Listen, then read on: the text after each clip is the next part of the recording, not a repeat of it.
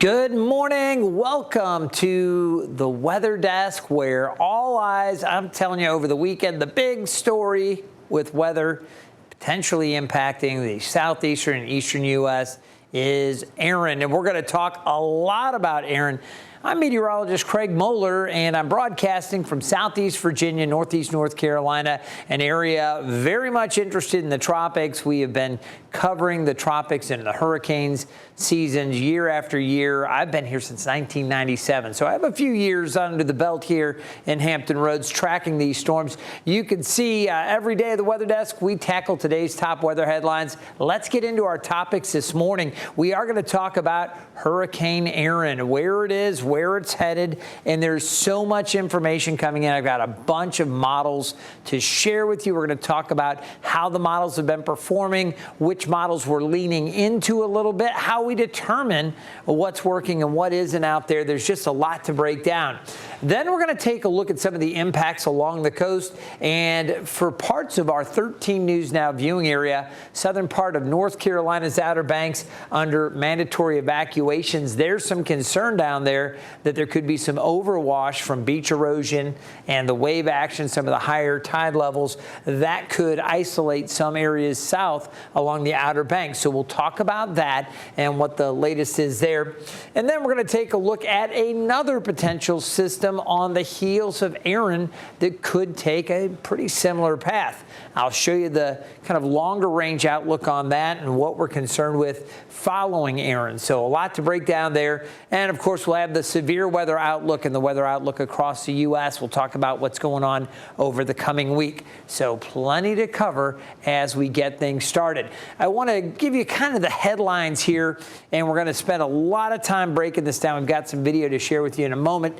But basically, as of this morning, Erin is better organized, and it's gotten a bit stronger this morning from where it was late yesterday. It kind of went through an eye wall, kind of a phase where it kind of reformed, and it goes through those cycles where you get this reformation and it kind of restructures and gets itself organized again. It did that late yesterday, and now it's back with a healthy eye wall and a lot of convection all the way around the center. We'll talk about that. The forecast really remains on track, no significant changes, and it's significant to note that for a long time, the GFS Canadian model was trending one way. The euro was going a little bit farther to the west. The models are really, really lining up. So confidence is really high that it's going to follow the path that it's on. But that path does bring some indirect impacts to the east coast of the United States and to Bermuda. So we'll break those down. And then, as I mentioned, we've got that next tropical wave growing, and the development odds are increasing. So we've got maybe another system that we will be watching carefully. It would be Fernand, the next named system here in the Atlantic Basin, but still a ways to go on that. I'll show you where it is and where it's headed. Want to start off with the 8 a.m. advisory. Movement still northwest at 13 miles per hour. Now, when you take a look at the history of Erin as it was moving along, you know, it's kind of moving west and at times almost a little bit south of due west, but largely west. Then it started to go west-northwest for a while, kind of turned down a little bit, and that happens a little bit. Sometimes the eye kind of jumbles around a little bit, or it reforms and kind of reorganizes, and they kind of realize the center's a little different. We also have reconnaissance flights going into it now, really pinpointing the center and some more detail that you really wait to get into the storm with those flights that penetrate the center of the system. That gives us more information. So, the eye fluctuated a little bit here. More recently, it has become more northwest in its trajectory, and eventually, we're expecting a turn to the north and the northeast. You take a look here, winds still 130 miles per hour, and while it dipped in intensity a little bit yesterday, we are back up to Category 4. This thing, incredible that it reached Category 5 so quickly. It went through that rapid intensification, and now it kind of backed off a little bit, but it is strengthening, and there's some more warm water ahead of it. So we'll talk about all that. You'll notice it's expected to maintain its major hurricane status as a Cat 3 through Wednesday, and then by early Thursday it may weaken a bit as it starts to accelerate. You'll notice it really races off to the northeast, but it's still going to be sending some large waves back towards the mid-Atlantic, some beach erosion possible, some of these other concerns. So that's the general thinking. Now, the storm's already bringing strong winds, heavy rain, and some flooding to the Caribbean. ABC's Rhiannon Alley has a closer look. Overnight, Hurricane Erin strengthening back to a Category 4, packing winds of 130 miles per hour. A state of emergency declared along North Carolina's Outer Banks, and some residents ordered to evacuate ahead of potential flooding from Erin. Erin bringing heavy rain and wind to parts of the Caribbean over the weekend. Its outer bands lashing the Virgin Islands and flooding parts of Puerto Rico. Thousands there without power. As Erin tracks north, the first major storm in the Atlantic, bringing dangerous surf from Florida to Maine. Waves up to 12 feet expected in some places. But the biggest threat is expected to be dangerous rip currents. Lifeguards along the East Coast already on alert after recent drownings and a number of rescues. In St. Augustine, Florida, crews saving a swimmer swept nearly a mile offshore. And at New Hampshire's Hampton Beach, more than 140 people were rescued in just 1 week as so-called flash rip currents hit the coast. You could be at waist, chest depth, in the water perfectly fine, and then a set comes through, a set of waves, it kicks up the sand, it rips that sand out. Just days ago, the waters at the New Jersey shore turning deadly. Crews pulling 5 people ashore after they got caught in a rip current. A 31-year-old man did not survive. Experts now say the age-old advice of swimming parallel to shore may not always work. ABC's Victor Akendo recently tested out why. It's taking us to the left. Officials now urging do less. Take a moment to determine which direction the current is flowing, then try and swim perpendicular to that direction. When you can no longer fill the pool, swim at an angle back to shore, and if you can't, float until help arrives. Rhiannon Alley, ABC News, New York. And those rip currents are going to be a huge concern with Erin making its projected path. Now, you see the location here, as we mentioned, some of the northern Caribbean islands and Puerto Rico feeling some of the effects. You know, we had the Virgin Islands kind of on the outskirts of that. Now it's actually the Turks and Caicos and parts of the eastern and central Bahamas that are under tropical storm warnings and some watches a little farther off to the west. So we'll take a closer look at this. You see the system moving along. You've got the eye right there. And when we color enhance things, you really get a feel for how that eye is kind of cleaned up. Now, I will say just within the last few frames here, it's looking like it's maybe getting a little bit jagged on the southern and southwest kind of edge of that eye. So we'll continue to watch that. But for a while this morning, we were getting a lot of convection near the center, and we continue to watch this again close to the Turks and Caicos, and then moving again into the eastern and central Bahamas. Some of those outer bands are reaching that area. Want to take an even closer look at this. And again, we are relying so heavily on information that's coming out from the hurricane hunters. The hurricane hunters have been busy tracking Erin for days. Check this out. This video captured by the 53rd Weather Reconnaissance Squadron. I never get tired of looking up through the eye of the hurricane. You're looking up at the sunshine there. And again, that was captured by the 53rd Weather Reconnaissance Squadron. You see they're flying through the eye, and it's almost like being inside a straw and looking up through the straw up towards the sky. It's just amazing. That was actually recorded Thursday into Friday. And again, it has been helping forecasters, all of us, gather information on the storm. Now, we'll take a look at what's going on right now. I mentioned the eye very clearly defined here, and we have right now, and I just put a little tracking tool on this just to kind of measure. It's an approximation, but you can see just kind of going from one edge to the other, about 35 miles or so. And just to give you a feeling for the expanse of some of the deeper convection, it's kind of interesting because this previously was all the way out to here. Some of that deep convection or real high cloud tops here kind of packing up a little bit more there. It's becoming a little less perfectly concentric and a little more kind of oblong here, but about 200 to 225 miles from side to side. And if you were to run that out, that'd be about 235 miles or so in that direction. So that gives you a feel for where the deep convection is. Now, some of the outer kind of bands, you'd see some cirrus clouds way out there, and there's some precipitation showing up. But the storm is actually expected to expand a little bit. The wind field's going to get a little bit bigger as it gains latitude and moves farther to the north. As I mentioned, tropical storm warnings are out for Crooked Island. You could see the Anegua Islands, Abraham's Bay, Turks and Caicos. They've been feeling some more of that with some of the squally weather reaching that area. And then back into the central Bahamas, we also have tropical storm watches. So that's what's in place. It's really hitting some of the warm water now, and it's going to get even warmer here over the next couple of days. But as it starts to stand up, it's going to start encountering some steering currents that should start to push it back off to the northeast. So while it gets over some of this warmer water, eventually the forecast is going to call for some weakening as it encounters some of those winds. Right now, it's in a great environment for continued strengthening. That's why we saw it go back up to a Category 4 this morning. Now, as we take a look at the conditions, and I do want to show you some of the modeling and some of the model data. The reason that we're thinking this ridge was really strongest positioned a little farther to the north. This one we knew would be approaching from the east. We've got this frontal boundary that's actually going to cool our local forecast down.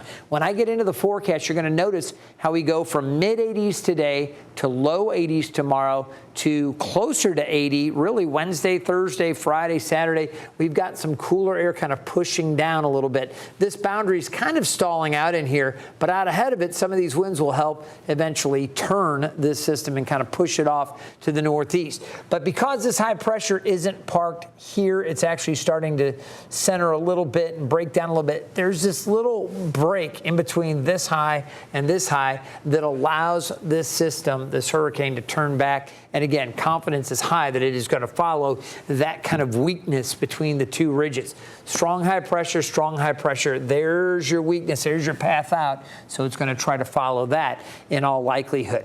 Now, you take a look at the ensembles, and we've got a bunch of different outcomes because what happens here, the Hurricane Center and the folks that run the models take a look and they say, okay, let's take the GFS model. Let's take the European model and the Canadian model, and let's tweak the starting conditions a little bit, just little tiny things, and find out where it goes. All right, so it says, okay, if this is this way and this is that way, boom, boom, boom, boom, boom, boom, off it goes. Then they say, but let's say the winds are just a little bit weaker here. What happens? Well, then it goes, bum, bum, bum, bum, bum, bum, bum, you know. So you do all of these, and you can see no matter how they adjust, they all eventually kind of follow that same general turn to the north, then off to the northeast. That's why we're so confident that this will likely stay well offshore. We're talking about the center passing maybe 200 to 300 miles to the east of our area here in the mid-Atlantic. So again, could it shift farther to the west? Yeah, it could. It could get closer to us.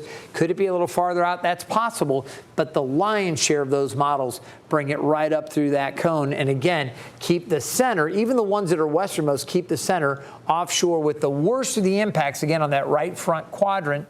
It's going to be out this way. And again, well to the west of Bermuda and to the east of our area. So it's not a bad forecast track as far as having the worst of the hurricane, the strongest winds, the heaviest rains, that. But again, as it goes forward, it's going to expand a little bit, so we still need to watch this. Now, this is a spaghetti plot, and this is where we have a whole bunch of different models that are all run by the Hurricane Center. And you see, again, overwhelmingly, the consensus puts it in that forecast cone and the general thinking.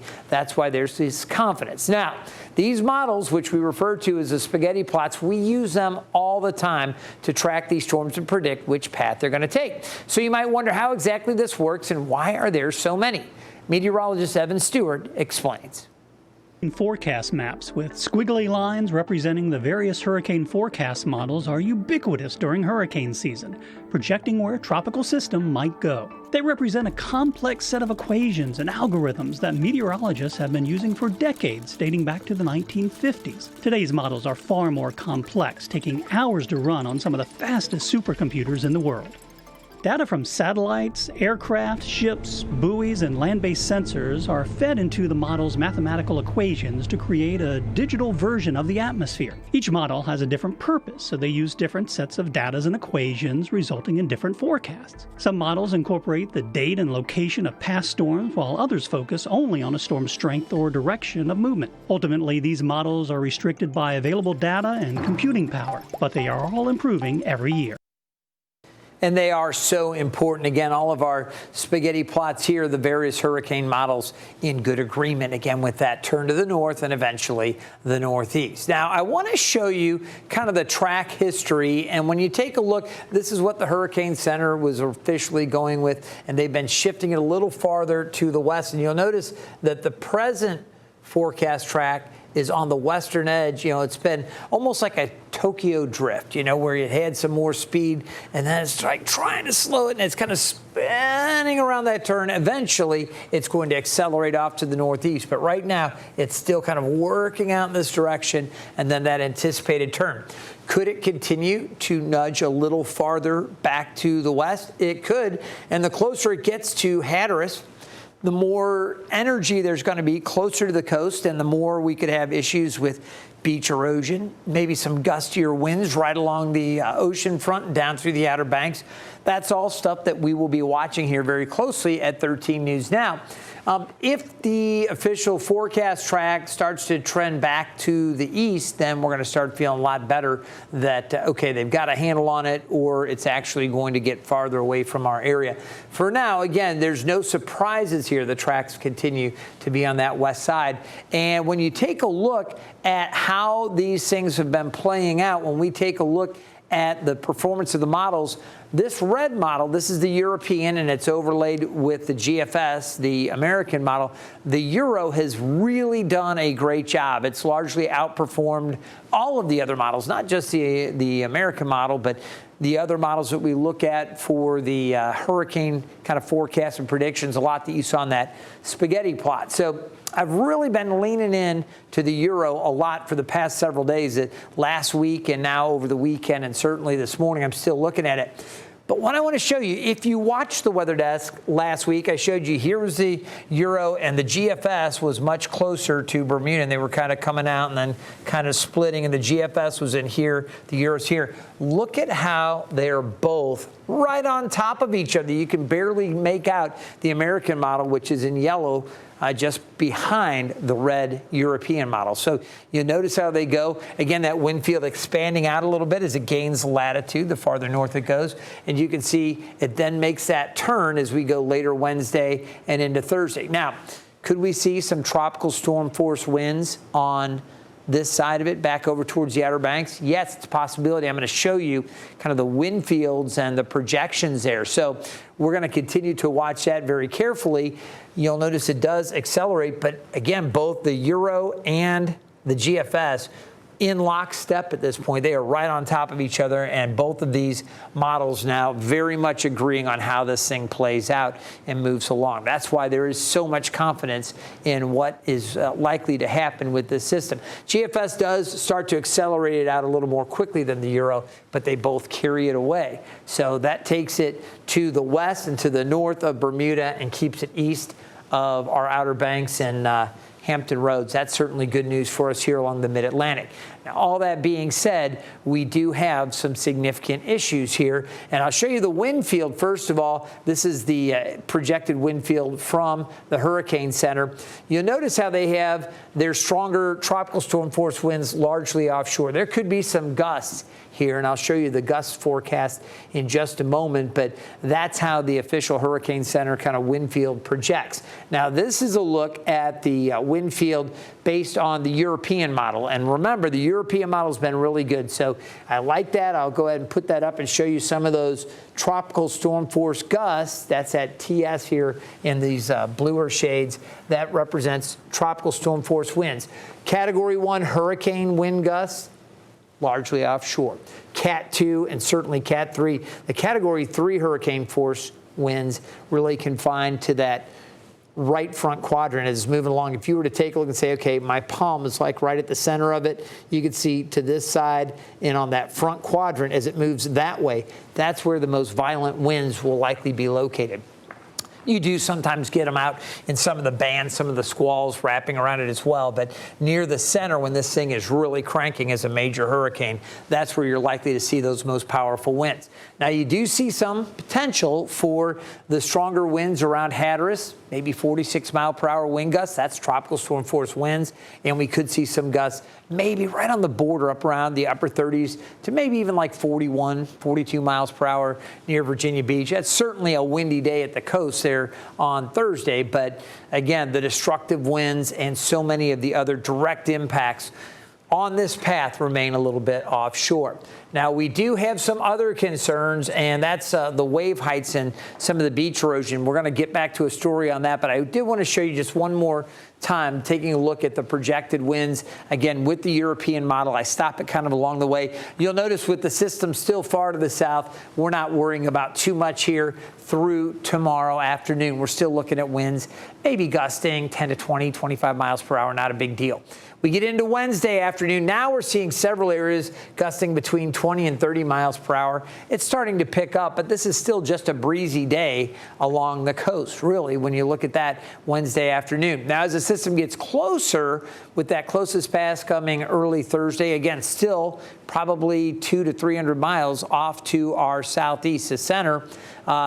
You're looking at winds gusting close to 46 around Hatteras. Virginia Beach could see gusts around 37 miles per hour, getting close to tropical storm force, a little bit below there. Matthews, Melfa, even some of these locations in along the eastern shore or along the bay, you're looking at gusty winds, but clearly the worst of it down along the southern Outer Banks and right at the ocean front. That's where we'll see the strongest winds. And you can see into Thursday afternoon, several locations gusting over 30 miles per hour. Virginia Beach still around 37, low 40s at Hatteras, maybe 34 at Melfa, 38 at Hampton.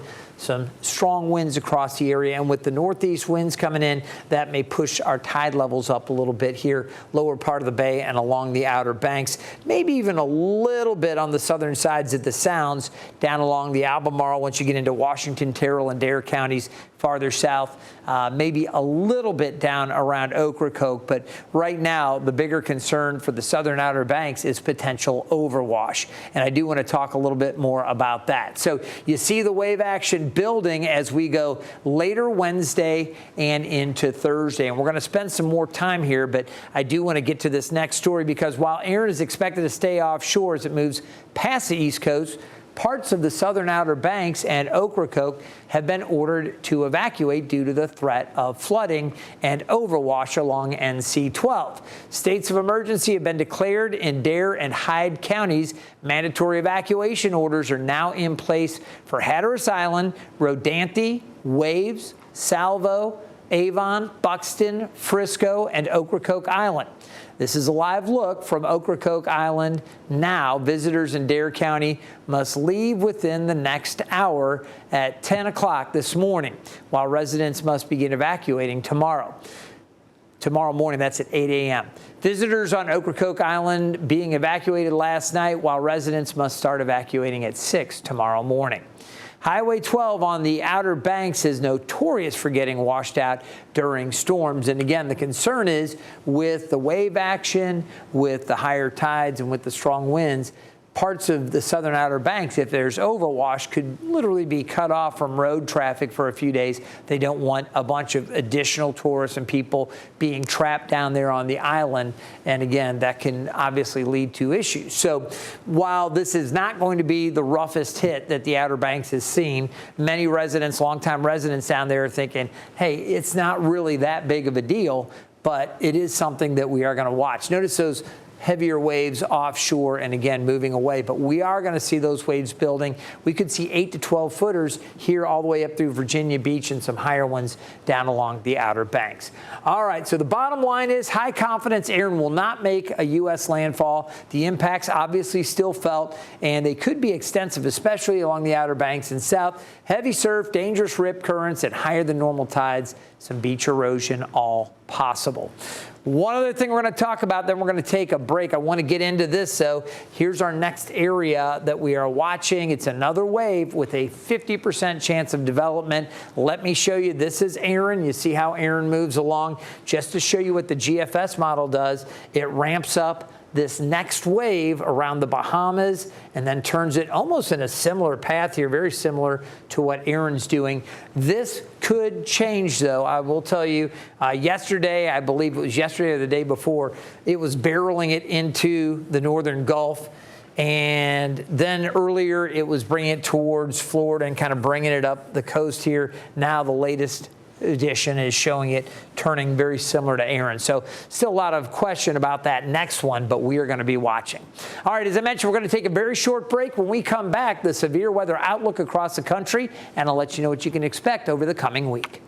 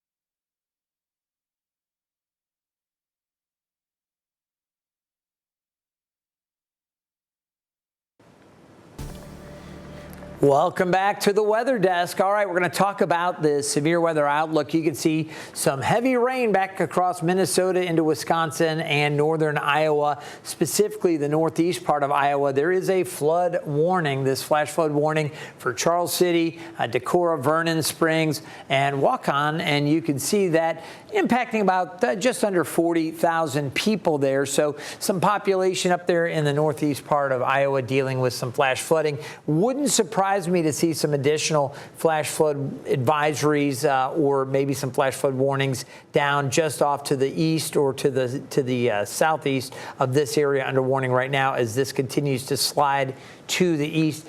The other thing is the severe weather outlook. We're going to look for more of that back across Wisconsin and into Chicagoland a little later on. Two areas with a slight risk. One from South Dakota into Nebraska and the northeast part of Colorado into northwest Kansas. And then this other one from eastern Iowa into Wisconsin and Illinois there, northern Illinois. Just focusing on this area because the threat here is pretty solid for hail. That's a level 2 or slight risk. You see that elevated risk from North Platte up to Rapid City. Again, not a densely populated area, but again, this is heartland, northern central U.S. up into South Dakota there. So we'll be watching for that hail potential. And again, gusty winds around the Windy City on up through Milwaukee, back out through eastern Iowa, and even down through Missouri. They could see some stronger storms with some wind gusts there. So that's something we're watching. The other thing we're watching there, potential for flash flooding. Level 2 risk there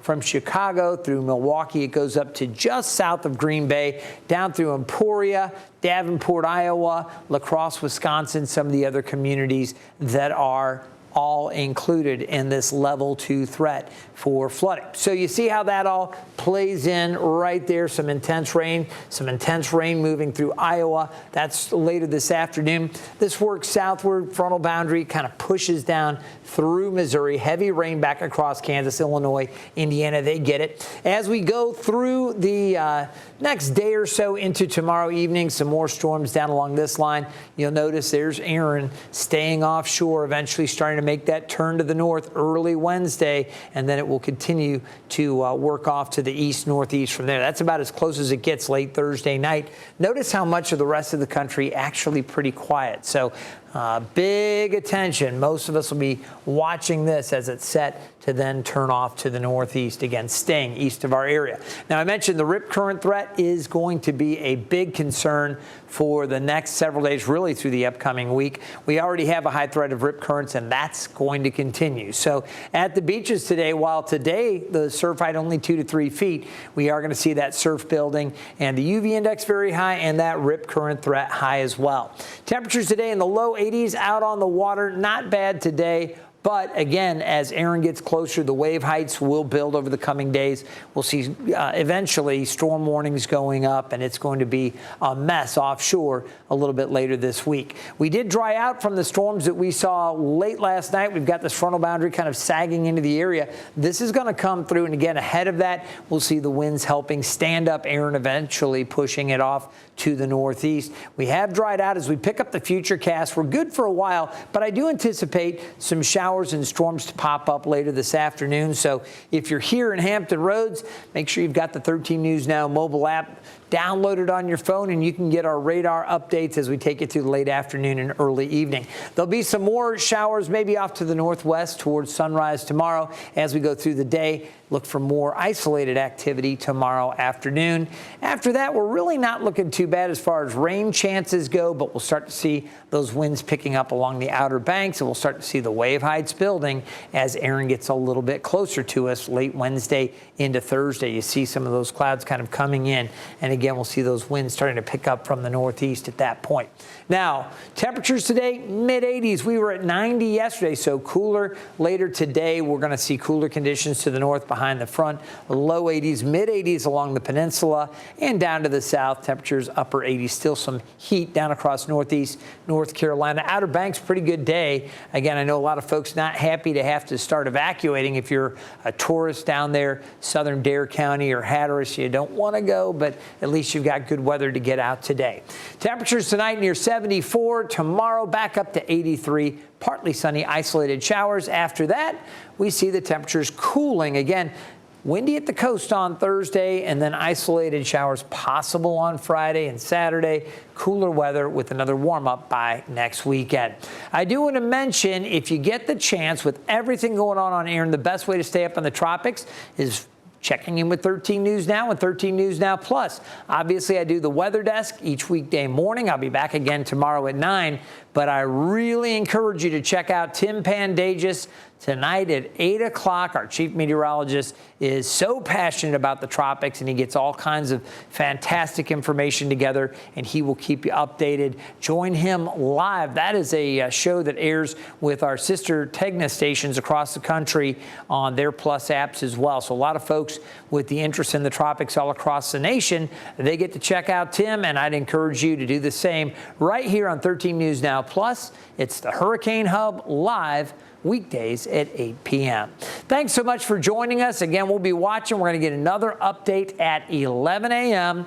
And as soon as that comes in, and they've been coming in early, maybe 20, 25 minutes early, start checking back with us here at 13 News Now Plus. I'll do another live stream to update you on the 11 o'clock update. We'll get a new forecast track. We'll let you know if anything's changed. I don't think it will, but we'll let you know if anything changes in the next hour or so with that forecast guidance as we get a lot more information from the Hurricane Center. Thanks so much for joining us here from the Weather Desk. I'm meteorologist Craig Moeller. We'll see you next time.